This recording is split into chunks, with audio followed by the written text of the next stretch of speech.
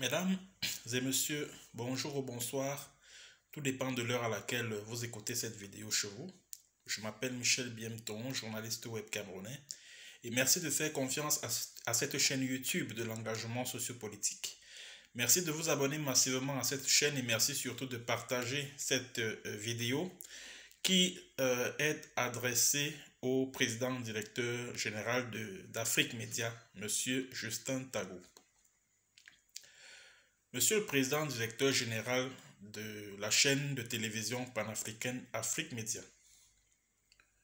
il y a quelques jours, votre média a déroulé le tapis rouge à deux jeunes gens qui se sont présentés comme des ex-combattants ambazoniens. Je tiens à vous dire que ces deux jeunes gens n'ont jamais, mais alors jamais, été des combattants séparatistes. Jamais. Si je le dis, c'est tout simplement parce que moi, en tant que journaliste, ces deux jeunes gens m'ont accordé des interviews l'année dernière. Et de leur propre déclaration, il est apparu que ces jeunes gens n'ont jamais combattu dans quelque groupe armé que ce soit, dans quelque groupe séparatiste que ce soit. Il s'agit de Oka Nasseri Clovis et Beltus Ateason. Je vais commencer par le cas Oka Nasseri Clovis. Après l'échange que j'ai eu avec ce dernier l'année dernière, plus précisément au mois de juin, il m'a envoyé des enregistrements vocaux à travers lesquels il raconte l'expérience qu'il aurait vécue dans un groupe séparatiste auquel il dit avoir appartenu, parce que je lui ai posé un certain nombre de questions par voicemail. Il me répondait par le même canal. Et après avoir analysé les différents voicemails qu'il m'a envoyés, je me suis rendu compte que Oka Nasseri Clovis n'a jamais été un combattant séparatiste. Pourquoi je le dis? C'est tout simplement parce que de ses propres aveux, Oka Nasseri Clovis m'a dit qu'il a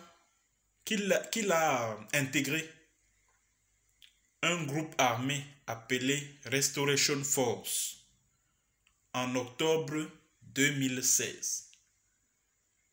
Or, premièrement, il n'existe aucun groupe séparatiste en zone anglophone appelé Restoration Force. C'est vrai que de Restoration Force, c'est une appellation générique, mais dans chaque département du Cameroun anglophone, chaque groupe armé a un nom. Je prends un exemple. À Bali, vous trouvez les Buffalos. Dans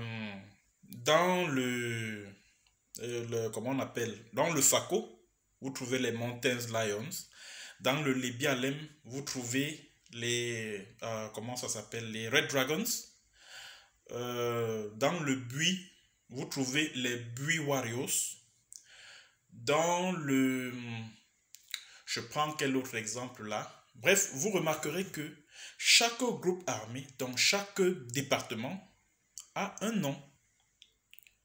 Or, Oka Nasseri Clovis, quand je lui ai posé la question de savoir dans quel groupe armé est-ce que tu as combattu, il a été incapable de donner le nom du groupe armé dans lequel il a combattu. Et ce qui m'a le plus intrigué, c'est qu'Oka Nasseri Clovis m'a dit qu'il a intégré son groupe armé en 2016, en octobre 2016, quand les avocats et les enseignants sont descendus dans la rue pour manifester.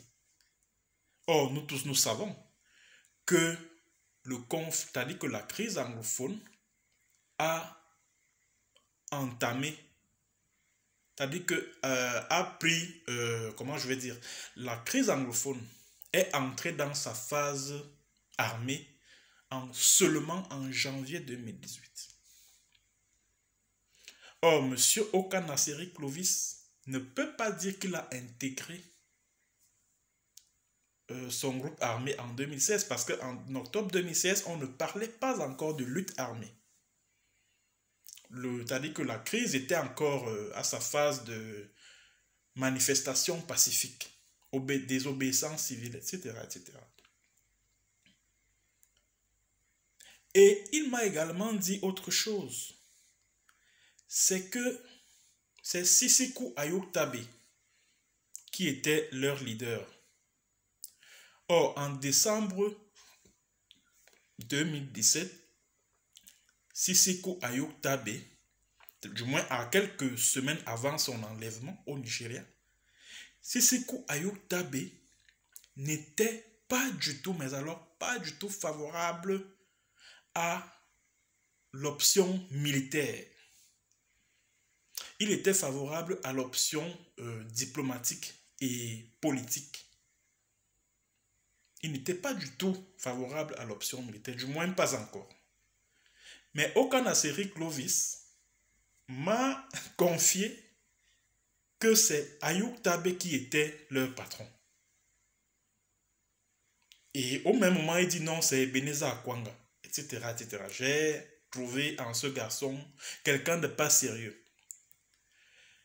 Monsieur Justin Tagou et tous mes confrères d'Afrique Média, je tiens à vous dire ce que j'ai découvert sur ce Oka Nasseri Clovis, à qui vous avez déroulé le tapis rouge il y a quelques jours. Oka Nasseri Clovis appartenait à un gang monté, financé et armé par Tanganji Paul. Il n'a jamais été un combattant séparatiste, jamais, jamais, au grand jamais. Je dis bien, Oka Nasseri Clovis n'a jamais appartenu à quelque groupe séparatiste que ce soit. Il est réputé, c'est-à-dire que Oka Nasseri Clovis, sa réputation, il est impliqué dans pas mal de cas de viol au village Mbongongo. Et Mbongongo, c'est le village du premier ministre John Ngouté. Et cet individu, ce jeune garçon, appelé Oka Nasseri Clovis, reçoit de l'argent des poches du premier ministre John Ngouté, qui est du même village que lui. Donc arrêtez, que votre média, que votre Afrique Média arrête de faire apparaître cet individu comme un ex-combattant séparatiste. Il ne l'a jamais été. Il ne l'a jamais été. Demandez à ce petit garçon dans quel groupe, quel est le nom du groupe armé dans lequel il a combattu. Combien de batailles est-ce qu'il a livré contre l'armée camerounaise? Combien de soldats est-ce qu'il a tué? Il ne vous dira rien. Parce qu'il n'a jamais combattu dans aucun groupe séparatiste qui existe dans le Cameroun anglophone. Je dis bien, à moins que l'objectif de votre média ait été de manipuler les consciences naïves, comme c'est très souvent le cas d'Afrique Média. À moins que l'objectif ait été de manipuler, d'abrutir les masses. Mais Oka Nasseri Clovis n'a jamais été un combattant séparatiste. Je dis bien jamais. Pour le cas de Beltus Ateason, lui aussi, il m'a accordé un entretien l'année dernière. Bon, ces vocaux dont je vous parle, vous pouvez les retrouver dans une vidéo que j'ai postée sur cette chaîne. C'était en juin 2020, là où je parle des centres de désarmement, démobilisation et réinsertion. Beltus Atiasson, lui aussi, il prétend avoir été membre du groupe armé qui coiffe le département du Lebi-Alem appelé les Red Dragons, qui est dirigé par le très redoutable Phil Marshall. C'est archi faux. Archi faux. Cet individu était plutôt membre d'un groupe armé concurrent appelé les Guerrilla Fighters. Et les Guerrilla Fighters étaient dirigés par General Ayeke. Et l'objectif des Guerrilla Fighters, un groupe armé qui a été créé, par le colonel Joël Émile Bankui, commandant de la division de la sécurité militaire, 2, Paul Tasson, qui est ministre délégué auprès du ministère de l'économie, de la planification et de l'aménagement du territoire, et par ailleurs élite du département de Lebi-Alem. Voilà les 2 personnes qui ont créé, armé et financé les Guerrilla Fighters. Et l'objectif des Guerrilla Fighters, c'était de fragiliser les Red Dragons. Fragiliser les Red Dragons, combattre les Red Dragons et tuer Phil Marshall. C'était ça l'objectif. Et Beltus Atiasson, un bandit de grand chemin, bien connu dans la zone, a milité au sein de ce groupe séparatiste. Il n'a donc jamais été un combattant séparatiste dans l'âme. Il fait partie des membres, il a fait partie des membres des Guerrilla Fighters créés par le pouvoir Biya, par le pouvoir de Yaoundé, pour combattre plutôt les Red Dragons. Et après l'assassinat de son général, entre guillemets, général Ayeke, le 13 octobre 2020, les Guerrilla Fighters ont été dissous par ceux qui l'ont créé, à savoir Bankui Émile et puis Paul Tasson, parce que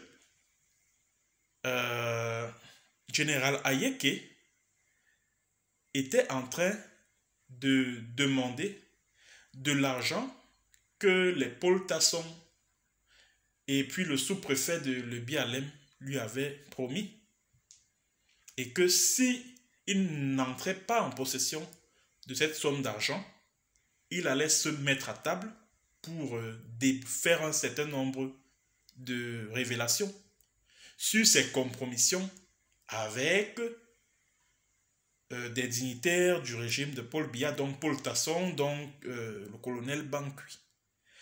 Voilà pourquoi le 13 octobre, il a été, en fait, le piège s'est refermé autour de lui et il a été tué.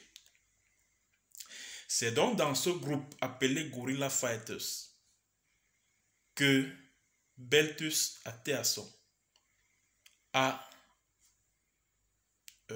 appartenu. Donc il n'a jamais été un combattant séparatiste dans l'âme.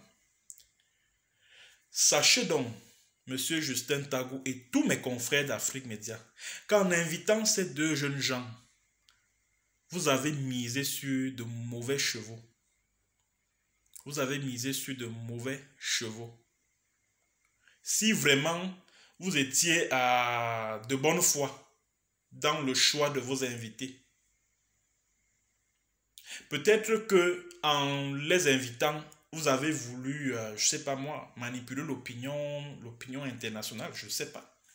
Mais ces 2 jeunes gens, moi j'ai eu affaire à eux, ils n'ont jamais été, mais alors jamais été, des combattants séparatistes.